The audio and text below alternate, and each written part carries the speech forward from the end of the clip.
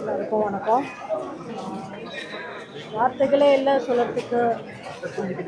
கண்டிப்பாக போகிற வயசு கிடையாது. சில மாதம் முன்னாடி தான் ஒரு சின்ன திரை விழாவில் அவரோட இவ்வளோ சிரித்து பேசிகிட்டு இருந்தேன். முதல் தடவை நான் வந்துட்டு ரோபோ சங்கரை நான் சந்திக்கும் போது புலி செட்டில் சந்தித்தோம். இவங்க ரெண்டு பேருக்கும் அந்த ரொம்ப ஒரு வித்தியாசமான ஒரு கதாபாத்திரம் வந்தது. அதை பற்றி நேற்றுக்கு தான் நினச்சிட்டு இருந்தேன். இப்படி நியூஸ் வந்தது. ரொம்ப மனசு ரொம்ப ரொம்ப பாரமாக இருக்குது, ரொம்ப கஷ்டமாக இருக்குது. குடும்பத்தில் எனக்கு எல்லாருமே தெரியும்.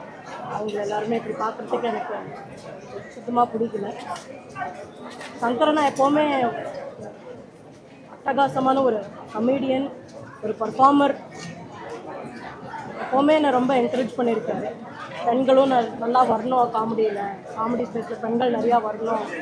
புலி சினிமா பண்ணும்போது கூட அவ்வளோ சொன்னார், இந்த டைலாக் வந்துட்டு இப்படி பேசு இன்னும் நல்லாயிருக்கும், அந்த டைலாக் வந்துட்டு நீ இப்படி திருப்பி பேசு இன்னும் நல்லாயிருக்கும். நிறைய டிப்ஸ்லாம் தந்தார்.